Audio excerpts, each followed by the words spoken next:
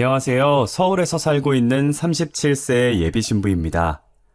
제가 독신주의를 고집하게 된 이유는 총 3번에 걸쳐서 일어났습니다. 한 번은 아버지 때문에, 다른 한 번은 남자친구 때문에, 다른 한 번은 남편 때문이었죠. 가장 먼저 말씀드릴 일은 중학생 시절 일어난 일입니다. 인테리어 사업을 하는 아버지는 실속이 있는 알부자였죠. 돌아가신 할아버지에게서 물려받은 건물도 있었고, 성실하고 실력이 있었던 아버지는 불황이란 걸 모를 정도로 사업을 잘 운영하셨습니다. 그래서 어릴 때부터 돈 걱정 없이 살았는데요. 아버지가 가부장적이고 엄하셨던 것도 아니었습니다.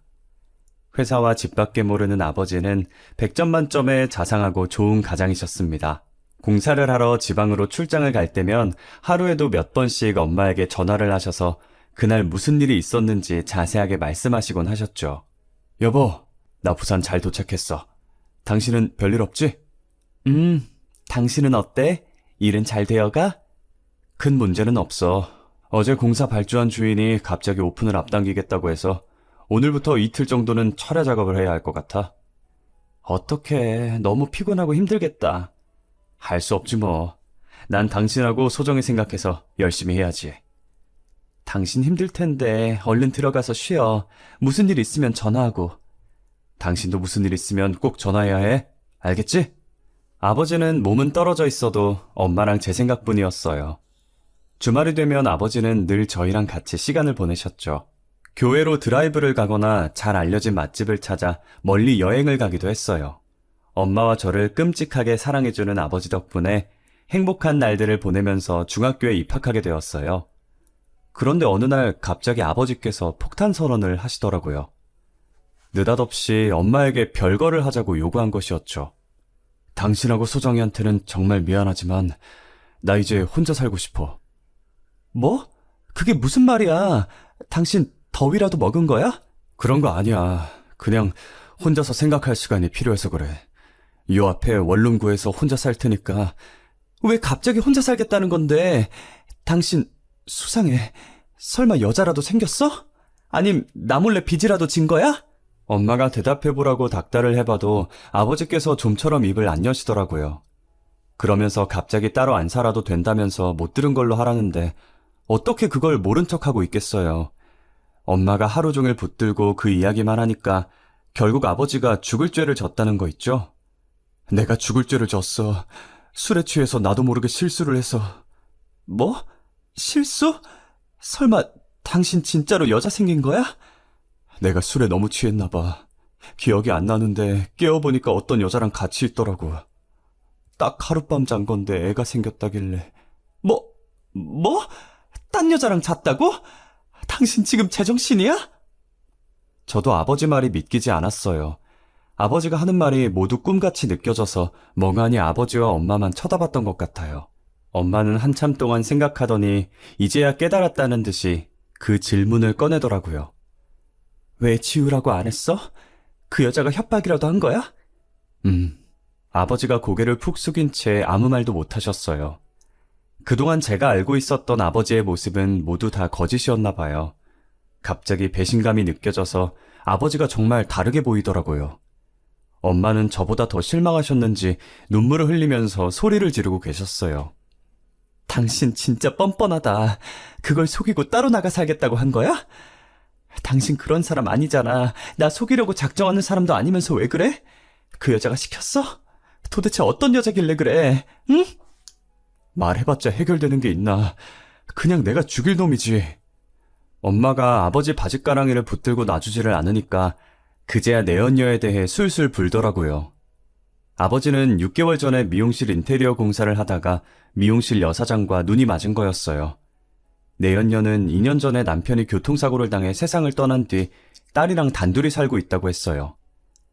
아버지와는 친구 사이니까 괜찮다는 핑계를 대면서 같이 차 마시고 술도 마시면서 비밀 연애를 하고 있었습니다. 하지만 여사장에게 덜컥 애가 생기는 바람에 어쩔 수 없이 이혼을 택한 거라고 말이에요.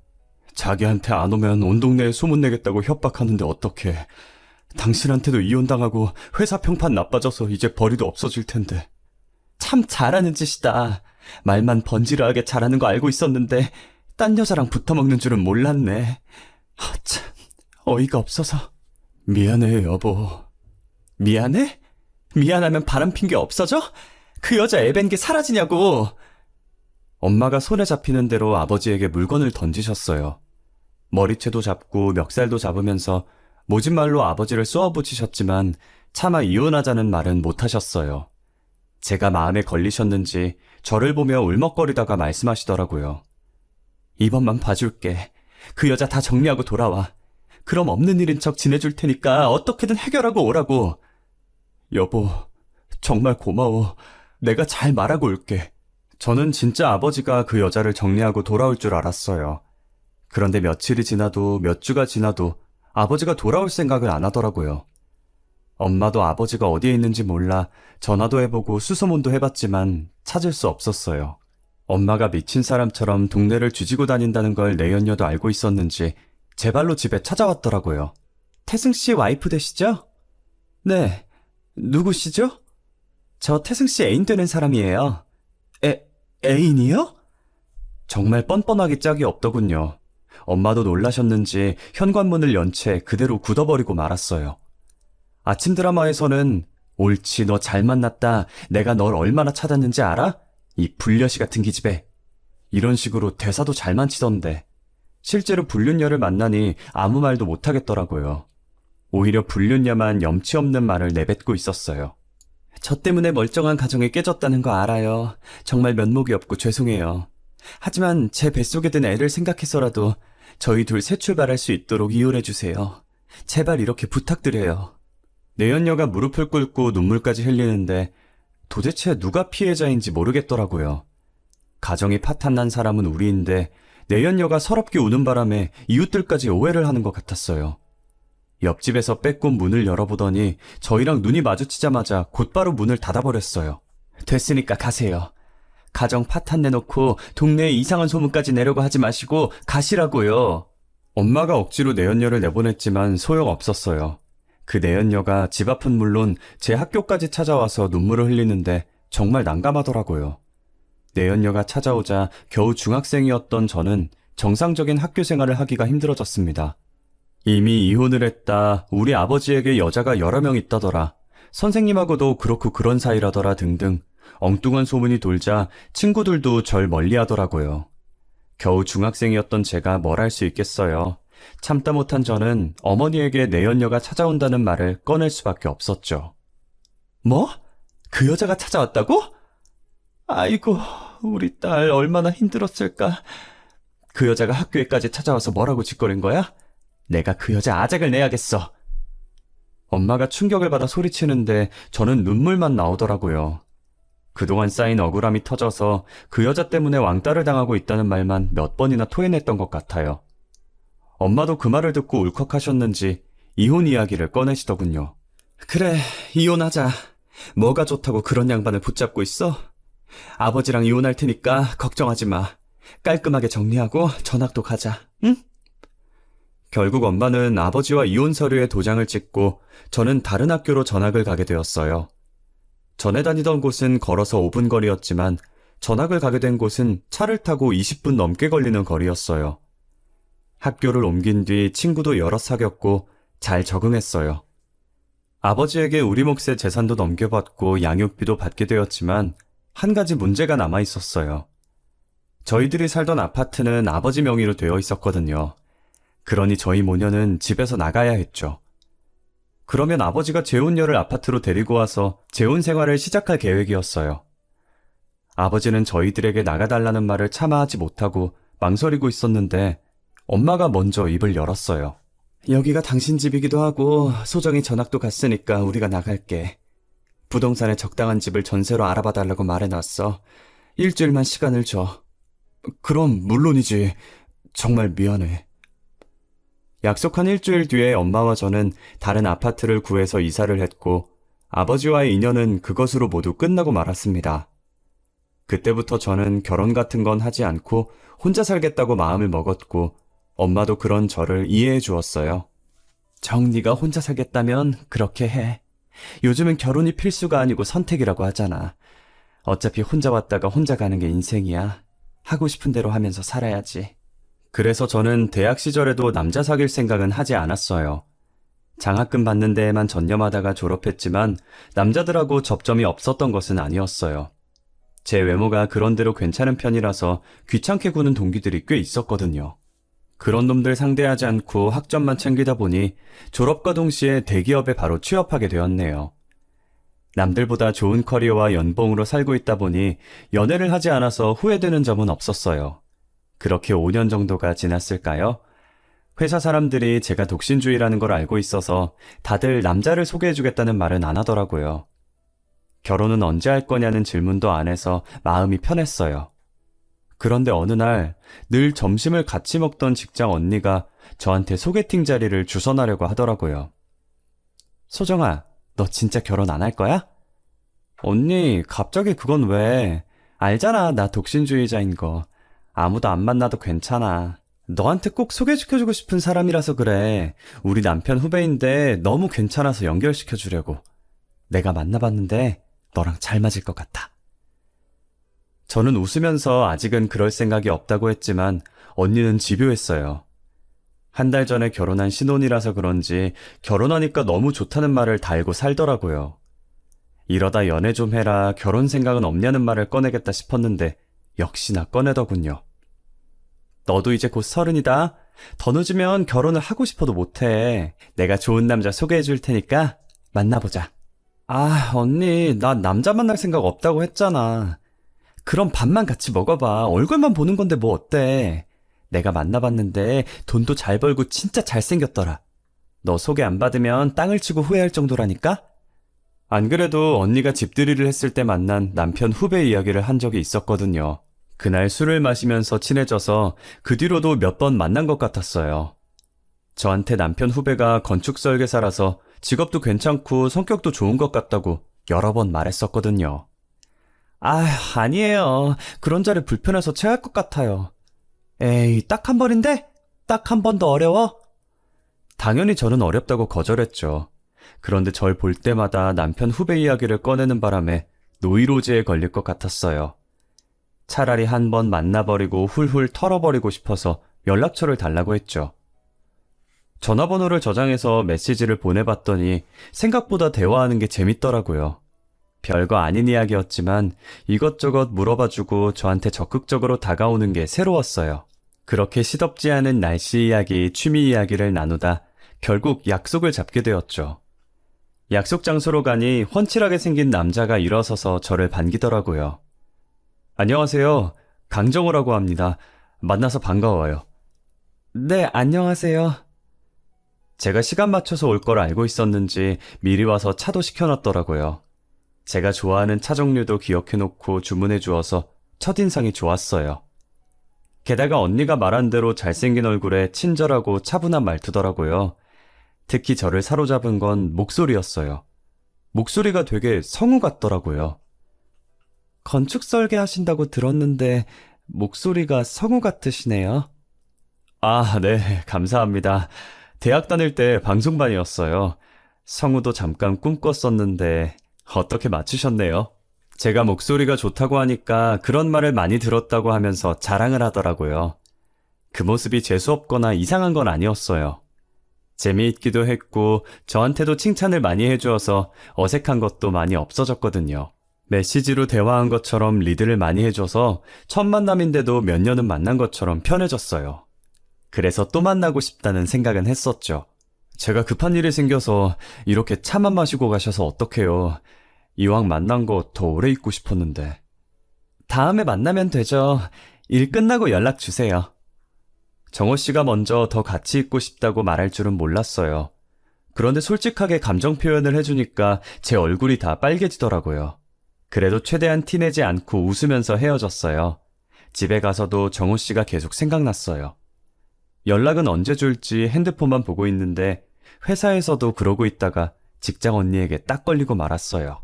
소정아, 그 남자랑 밥 먹었지? 어땠어? 어색했어? 먹었는데 나쁘지 않았어. 괜찮았던 것 같아. 그냥 괜찮은 느낌이 아닌 것 같은데? 너 아까부터 핸드폰만 쳐다보고 있잖아. 내가 언제 그랬다고 그래. 나 그런 적 없어. 에이, 나한테 속일 걸 속여라. 너 정호 씨가 완전 마음에 들었구나? 마음에 든 거 아니라고 시치미를 뗐지만 속으로는 더 만나봤음 하는 마음이 컸죠. 정호 씨도 그랬는지 저한테 연락을 꾸준히 했습니다. 몇 번만 만나보자고 했던 게 편한 친구처럼 사귀게 된 것 같아요. 그런데 자연스럽게 사귀게 된 게 참 문제인 게 만난 지 6개월이 지나도 애매하다는 생각이 들더라고요. 정식으로 사귀자는 말을 하는 것도 웃기고 우리 사귀는 거 맞지? 묻는 것도 웃겨서 그냥 얼렁뚱땅 데이트만 계속하게 되었어요. 그런데 한편으론 오히려 다행이라는 생각도 들었죠. 아직까진 사귀는 거나 결혼을 전제로 만나는 거는 부담스러웠거든요. 결혼 생각을 할 때마다 아버지가 떠올라서 정호랑은 친구처럼 만나서 밥이나 커피를 먹고 이런저런 이야기를 하는 게 딱 좋았어요. 시간이 흘러서 어느덧 3년이 지나자 제 마음도 달라지기 시작하더라고요. 이제 제 나이도 33이어서 어정쩡한 관계를 계속할 수 없다는 생각이 들었어요. 그래서 저도 정호에게 결혼 이야기를 꺼내려고 했죠. 흘리듯이 우리 결혼은 안 할 거야? 라고 말하려고 했는데 막상 만나니까 너무 긴장되더라고요. 평소처럼 맛집을 찾아가 밥을 먹는데 생각했던 말을 꺼낼 수가 없었어요. 그런데 정우가 먼저 나서서 무언가를 건네주더라고요. 소정아, 너한테 줄 게 있어. 정우가 건넨 걸 보니까 청첩장이었어요. 정말 어이가 없었죠. 어떻게 3년 사귄 여자친구한테 이걸 줄 수 있지? 싶어서 머릿속이 새하얘졌던 것 같아요. 제가 충격을 받아서 입만 뻐끔거리고 있으니까 아무렇지 않게 축하해달라는 말을 하더라고요. 나 곧 결혼해. 꼭 와서 축하해줘. 지금 나보고 축하해달라고? 우리 사귀는 사이잖아. 3일도 아니고 3년을 만났어. 그런데 어떻게 네 결혼식에 와달라는 말을 할 수 있어? 제가 정신 나간 것처럼 소리 지르니까 당황스러운 표정으로 저를 보고 있더라고요. 아니, 난 그냥 편한 친구라고 생각했어. 미안해. 뭐? 그럼 우리 둘이 잔 건 뭔데? 그 3년이란 시간 동안 우린 그저 친구였어? 그건 서로 좋으니까 같이 즐긴 거라고 생각했는데, 넌 그게 아니었어? 뭘 같이 즐겨? 이제 보니 나를 가지고 놀았던 거네. 너 진짜 쓰레기구나. 아니, 그럼 사귀는 사이에 밥만 먹고 모텔 가고 그래? 너도 아무 말 없이 따라오니까 즐기자는 소린 줄 알았지. 뚫린 입이라고 막말하네. 너 지금 민지 언니 때문에 그러지? 그 언니 남편이랑 같이 일하고 있어서 이러는 거잖아. 제 말이 맞는 모양이었어요. 전국을 찔렸는지 갑자기 아무 말도 못하고 꿀먹은 벙어리가 되어버리더라고요. 말도 안 되는 핑계를 왜 댈까 생각해봤는데 아무래도 정우를 소개시켜준 언니 때문 같았어요. 그거 아니면 이렇게 바보 같은 짓을 할 리가 없었거든요. 민지 언니의 남편이랑 건축 설계 관련 회사를 차린 걸로 알고 있었거든요. 너 설마 나 몰래 딴 여자랑 잤다가 애 생겨서 이래? 괜히 나랑 헤어졌다가 너 소개시켜준 언니랑 그 언니 남편이 결혼식에 찾아올까봐 이러는 거지? 네 사업 망할까봐? 그럼 언니한테는 그냥 파트너였다고 말하려고? 미안해. 어떻게 말해야 할까 고민하다가 나도 모르게. 그런다고 나한테 그런 말을 해? 말해봐. 그 여자 언제 만났어? 정호 말을 들어보니 몇 달 전에 상견례가 있었다고 하더라고요. 그놈의 사업이 뭔지 투자한 돈을 다 날릴까봐 저를 계속 만나왔던 겁니다. 치가 떨릴 정도로 배신감이 들었지만 보름 뒤에 결혼식을 올린다는 남자에게 바랄 건 아무것도 없었죠. 아버지에 이어 첫 번째 남자가 제게 결혼할 마음을 접게 만든 것이었습니다. 나중에 그 사실을 알게 된 민지 언니가 몸둘 바를 몰라 하면서 미안하다고 거듭 말했어요. 소정아, 정말 미안해. 그런 인간을 너한테 소개해주다니 나도 정말 몰랐어. 언니가 왜 미안해. 괜찮아. 이제 다 정리했어. 저는 웃으며 언니 잘못이 아니라고 했지만 그때부터 민지 언니는 저와 마주치는 걸 부담스러워하면서 피하기 시작했어요.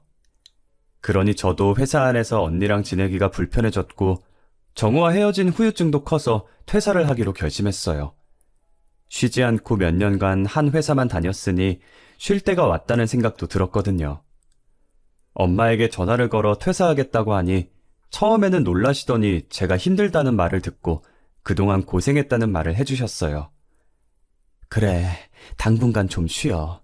네가 취업 안 해도 우리 둘 먹고 사는 데는 지장 없잖아. 엄마는 이혼하기 전 아빠에게 받은 4층짜리 상가 건물이 있었어요. 아빠가 저와 엄마를 버린 대가로 증여해준 건물이었죠.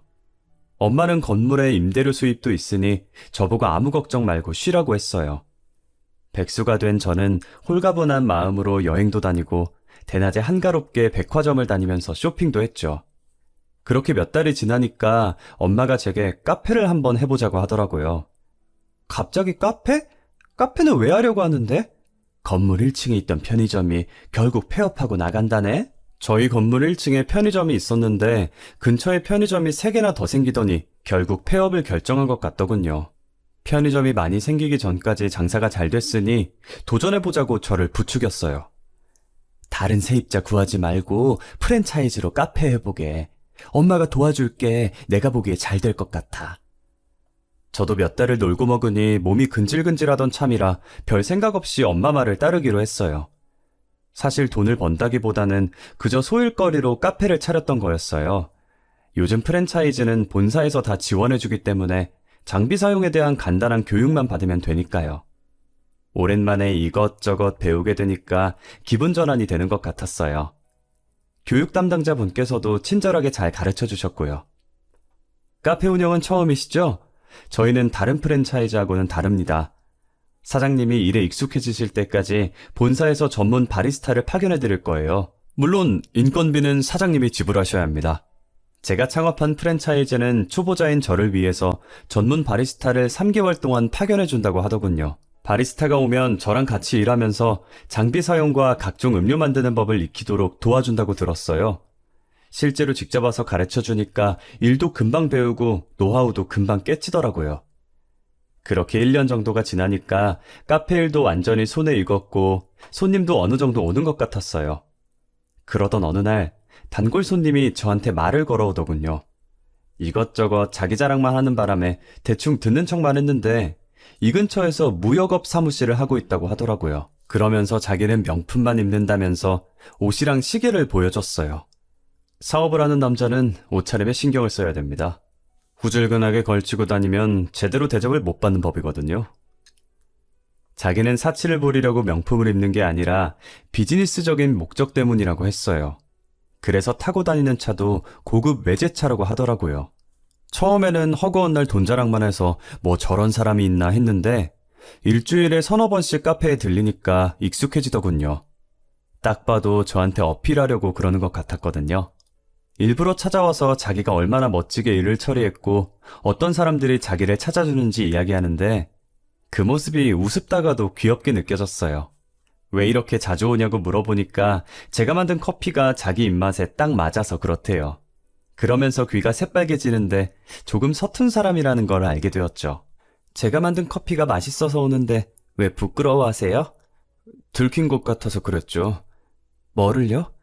소정 씨한테 호감이 있어서 자주 온 건데 이렇게 갑자기 들킬 줄은 몰랐어요. 그러면서 말없이 커피만 홀짝이고 있더라고요. 남자에게 호되게 배신을 당한 뒤라서 사랑 같은 건 믿지 않기로 했는데 시간이 흐르니 또 변하더군요. 오랫동안 혼자 지내서 그럴까요? 아님 30대의 나이에 어울리지 않게 저를 보면서 수줍어하는 남자라서 흔들리는 걸까요? 저도 제 마음을 잘 모르겠더라고요. 게다가 30 중반에 접어드니까 재력에 눈길이 가긴 하더군요. 재산이 200억은 넘는다고 하길래 한번 만나보고 싶다는 생각이 들었어요. 그런데 저한테 거짓말을 하고 있는 거라는 느낌도 들었죠. 대단한 갑부가 저 같은 여자에게 마음이 끌리는 게 이상했거든요. 제가 자꾸만 찾아오는 남자에게 제 속마음을 이야기하니 솔직하게 이야기해 주더라고요. 소정 씨도 알겠지만 돈은 저한테 충분하게 있으니까 돈 많은 여자보다는 제 마음이 끌리는 여자랑 함께하고 싶어요. 적극적으로 제게 다가오는 모습에 끌렸지만 쉽게 결정하지 못했어요. 그런데 매일 찾아와 차 한 잔, 커피 한 잔을 하다 보니 자연스럽게 식사도 함께하게 되더군요.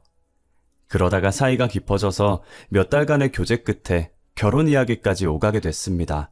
진지하게 교제한다고 생각할 쯤 때마침 남편 사업이 날개 돋듯 잘 되어가기 시작했어요. 국내 공장에서 생산한 생활용품들을 필리핀이나 베트남 같은 동남아 지역에 판매하게 되었다고 하더라고요. 특히 베트남 쪽이 잘 돼서 현지에 공장을 지을 계획이라고 했어요. 그러면서 서둘러 결혼하자고 상견례 날짜를 잡자 하더군요. 소정아, 우리 빨리 결혼하자.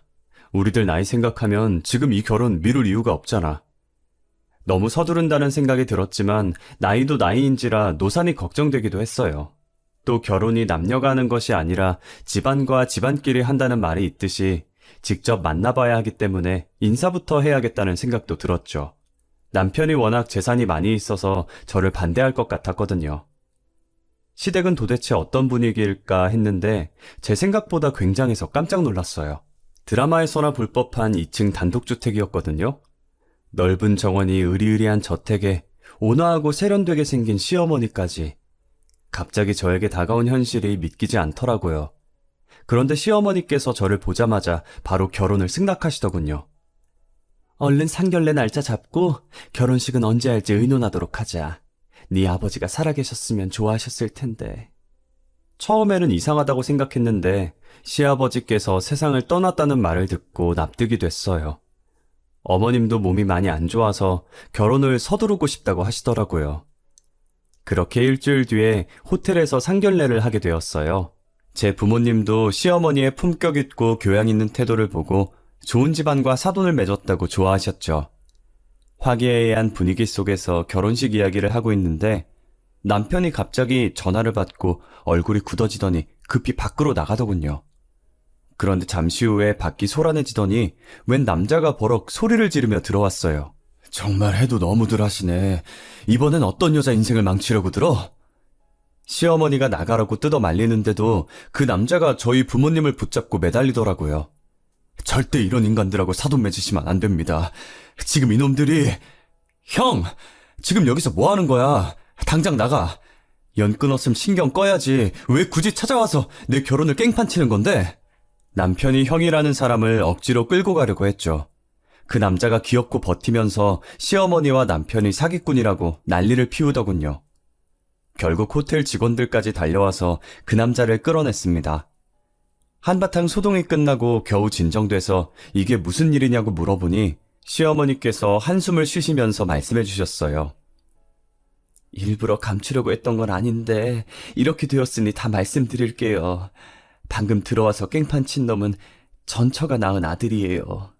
시아버지가 전처와 이혼하고 시어머니와 재혼을 해서 남편을 낳았다고 해요. 전처와 이혼한 이유는 돈 문제 때문이었다고 하는데요. 전처는 시아버지의 회사와 재산을 자기 차지로 만들기 위해서 회사의 간부들과 짜고 음모를 꾸몄다고 합니다.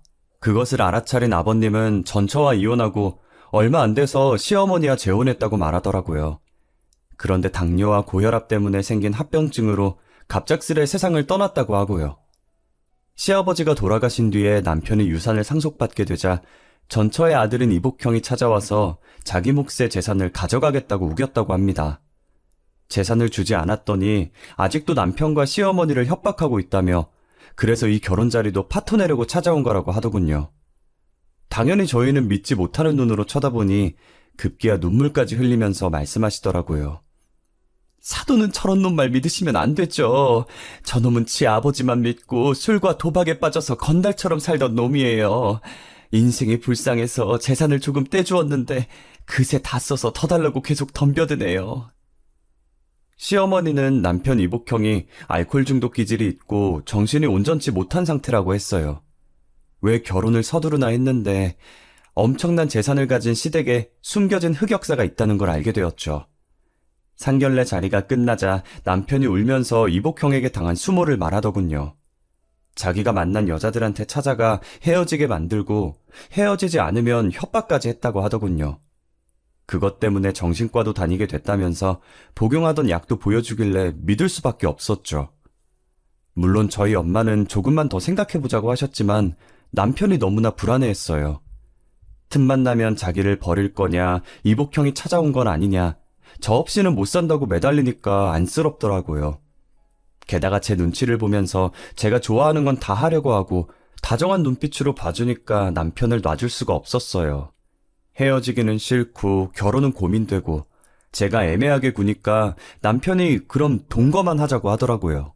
그런데 결혼을 약속한 사이였는데 동거만 하게 되나요? 동거하다 보니 결혼한 거나 다름없다는 생각이 들더군요. 남편도 그렇게 생각했는지 갑자기 제게 결혼 이야기를 꺼냈어요. 나랑 같이 살아보니까 어때? 힘든 건 없어? 응? 당연히 좋지. 뭐가 힘들겠어. 당신이 집안일 다 하려고 하고, 요리도 거의 다 해주잖아. 그러면 이제 결혼하는 건 어때? 사람들이 와이프냐고 물어볼 때마다 기분이 좀 그러네. 당당하게 내 와이프라고 말하고 싶은데. 남편이 저를 위해 정말 노력하고 있다는 생각이 들었죠. 제가 힘들까봐 집안일을 더 많이 하려고 하고, 피곤해도 저랑 이야기하려는 게 느껴졌으니까요. 게다가 제 마음이 열릴 때까지 기다려줘서 혼인신고를 먼저 하기로 했어요. 남편이 저를 놓치기 싫다 워낙 떼를 쓰니 저희 부모님 허락을 받는 대로 결혼식을 올리려고 했죠. 그런데 혼인신고를 끝내고 일주일 정도 지나니 남편은 여러 가지 이유를 대면서 제게 돈을 요구하기 시작했습니다. 여보, 혹시 2억 정도만 구해줄 수 있어? 아니, 갑자기 무슨 2억을 달라고? 그렇게 큰 돈이 왜 필요한 건데? 베트남 거래처에서 대금을 결제해주지 않아서 지금 쓸 자금이 전부 막혀버렸어. 남편이 베트남 거래처의 자금 사정이 안 좋아져서 한 달 뒤에나 해결이 된다고 하더라고요. 이러다가 큰일 날 것 같다고 저를 달달 볶는 바람에 말할 곳이 없어서 친정엄마한테만 슬쩍 말해봤죠. 물론 결혼을 반대할까봐 운영하던 카페 2호점을 만들고 싶다는 핑계를 대며 2억을 빌렸어요. 그런데 남편은 얼마 뒤에도 똑같은 이유로 제게 돈을 가지고 오라고 하더군요. 2억 빌린 지 며칠 되지도 않았는데 왜 그러냐고 따지니까 한 달 뒤면 돌려줄 수 있다고 큰 소리를 치더라고요. 그때 의심하는 거였는데 바보같이 남편에게 속고 말았습니다. 한 달 뒤에 친정에서 빌린 돈은 언제 줄 거냐고 물으니까 남편이 황당하다는 눈빛을 보냈어요. 그 돈은 장모님이 준 거 아니었어? 남편이 친정에서 그냥 준 돈인 줄 알았다고 엉뚱한 소리를 하더라고요.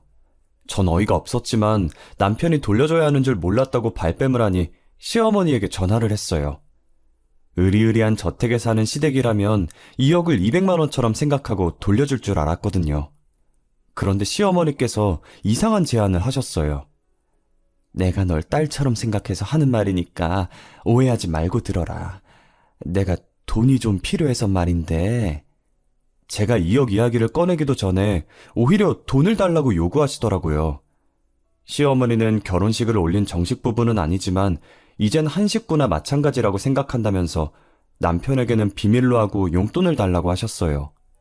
저는 어이가 없었지만 최대한 예의 바르게 말하려고 노력했죠. 왜 갑자기 돈이 필요하세요? 무슨 일이 있으시길래? 내가 몸이 안 좋아서 그래. 수술도 해야 하는데 수술 후에는 재활도 받아야 하고 한 500 정도면 될 것 같네. 네? 500이라고요? 정수한테 말해봤는데 걔가 요즘 힘든 것 같더라고. 내 연락을 피하는데 몸이 너무 아파서 살 수가 있어야지. 며느리가 쉬는 것도 아니고 카페 일하는데 도움 좀 받아보려고 이렇게 연락해봤다. 조금이라도 어렵니? 시어머니가 오히려 돈을 달라고 해서 놀랐지만 몸이 아프다는데 어쩌겠어요. 수술 날짜가 잡혀버렸다고 몇 번이나 전화를 하셔서 어쩔 수 없이 보내드렸습니다. 그런데 그 뒤로 연락을 했는데 전화를 안 받으시더라고요. 문자로 수술 날짜를 물어봤더니 사돈을 다시 봐야 한다는 둥, 결혼식 날짜를 받아야 한다는 둥 이상한 말을 자꾸 꺼내면서 제 질문에 답을 해주지 않았어요. 얼렁뚱땅 수술 날짜 이야기만 쏙 빼서 어디를 수술했는지도 들을 수 없었죠. 하지만 시어머니가 원래 몸이 안 좋다는 소리를 들어서 그런지 수술을 했다는 사실을 의심하지 않았어요. 하지만 어머님께서 어떻게 저희 엄마를 설득했는지 엄마가 갑자기 먼저 결혼식 이야기를 꺼내더라고요. 요즘 뭐해? 우리 사위는 잘 지내고 있니? 슬슬 결혼식 날짜 잡아야지. 결혼식? 며칠 전까진 조금만 생각해보라고 했잖아. 사돈이 너무 지극정성으로 연락하고 매일 보러 오는데 어떡하니. 명품이니 뭐니 좋은 거 사주고 비싼 밥만 얻어먹는데 내 눈치를 엄청 보더라. 우리 아들이 너무 좋아해서 결혼시켰으면 좋겠다고. 그런 말 듣고 있는데 내가 괜한 오해를 한 것 같더라고. 성치 않는 몸으로 저랑 남편을 결혼시키려고 온갖 고생을 다 하신 것 같더라고요. 시어머니를 당장 만나서 제대로 물어보려고 했지만 엄마가 저를 말렸어요. 행여나 사돈한테 내가 말했다고 하지 마라. 제발 말하지 말아달라고 사정하더라고. 아들 자존심 상할까봐 그러는 거겠지.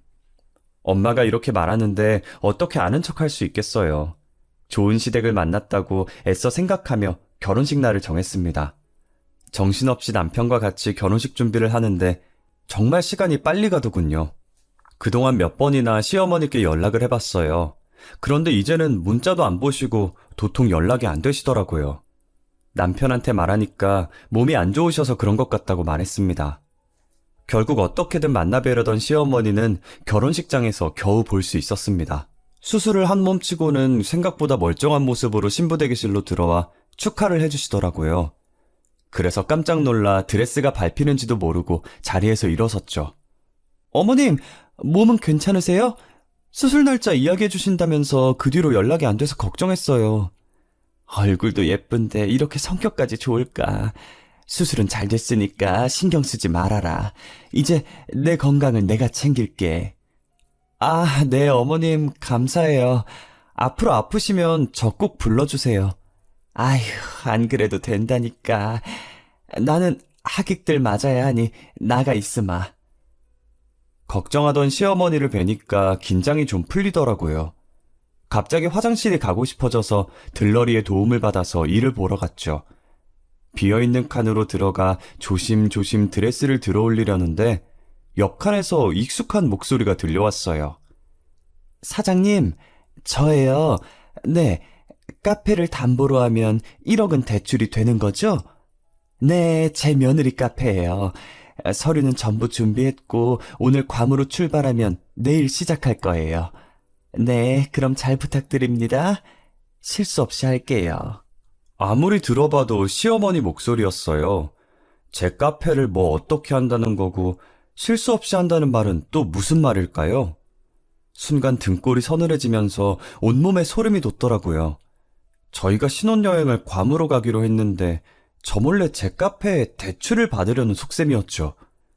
그 사실을 알고 신부대기실로 돌아오니 머릿속이 엄청나게 복잡해졌습니다. 그 순간 남편의 이복형이 신부대기실로 급히 뛰어들어왔습니다. 여기 있으면 큰일 나요. 당장 나 따라와요. 어서! 거칠게 제 손을 잡길래 영문도 모른 채 뛰어야만 했습니다. 평소 같았음 뭐 하는 짓이냐고 뿌리쳤을 테지만 이복형에게 묻고 싶은 것들이 있었거든요. 한참을 달리다 결혼식장에서 떨어진 대로변까지 오게 되었습니다. 많이 놀랐죠? 미안해요. 하지만 상황이 너무 급해서 어쩔 수 없었어요. 만약 식 마치고 괌으로 갔으면 소정 씨는 전 재산 전부 날릴 뻔했다고요. 어떻게 알고 계셨어요? 저도 우연히 알게 돼서 깜짝 놀랐는데. 혹시 어머니께서 저를 이복 형제라고 하셨나요? 제가 그렇다고 하니 남편이 감추고 있던 비밀을 말해주더군요. 저는 정말 믿을 수 없어서 멍하니 이복 형이 하는 말만 듣고 있었어요. 사실 종수는 제 이복 동생이 아니라 친동생이에요. 그리고 부끄럽지만 저희 어머니랑 제 동생은 돈에 미쳐서 여자한테 사기치다가 저한테 걸려서 저는 가족들과 연을 끊은 상태고요. 이복형을 제외한 모든 가족이 사기꾼이었다니 너무 큰 충격을 받아 숨도 제대로 쉬지 못하고 듣고만 있었습니다. 종수 그 자식은 3년 전에도 제 친구 여동생을 홀려서 돈을 뜯어내려다가 다 들켜서 교도소까지 갔다 왔어요. 제가 종수를 욕하자 어머니는 오히려 종수 편을 들면서 이렇게라도 돈을 벌어야 된다며 정신 나간 소리를 해댔어요. 지금 제가 들은 말이 전부 사실인가요? 그럼 그쪽이 상견례장에 찾아온 것도 사기를 막아주려고 온 거고요? 네. 어머니랑 종수가 또 결혼을 준비한다길래 그쪽한테 또 무슨 짓을 벌일까 두려워서 제가 나선 겁니다. 사건의 전말을 알게 되자 저는 기가 막혀서 허탈한 웃음이 나왔어요. 다행히 저는 그 길로 결혼식을 파토내고 곧바로 변호사와 상담하여 남편에게 이혼 소송을 걸었습니다. 잠시나마 사기꾼들을 가족으로 생각했던 제 자신을 원망하게 되더라고요. 물론 사기꾼 시모와 남편 둘 다 사기죄로 형사고발했습니다. 고소장을 확인한 전 남편은 끝까지 저를 속이려고 달콤한 말만 늘어놓더라고요. 난 어머니한테 이용당한 거야.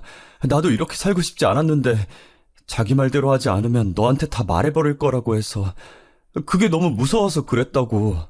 이러면서 눈물을 흘리는데 이제는 불쌍하지도 않고 정말 가증스럽더군요. 이런 남자가 뭐가 좋다고 결혼을 하겠다고 마음을 먹었는지 아직도 제가 너무 바보같이 느껴집니다. 세상 물정 모르는 어린애도 아니고 다 큰 여자가 이런 일을 당했다고 하면 비웃음을 당할까봐 어디에다 대고 말도 하지 못했습니다. 그 뒤로 아무도 믿지 못하고 연애도 결혼도 모두 다 포기한 상태입니다. 아버지의 불륜에 첫 남자친구의 배신, 그리고 사기꾼을 만나 망가진 제 인생. 한 사람이 당한 수모라고 하면 누가 과연 믿어줄까요? 독신주의를 넘어서 이제 사람도 믿지 못하겠는데 저는 어찌하면 좋을까요?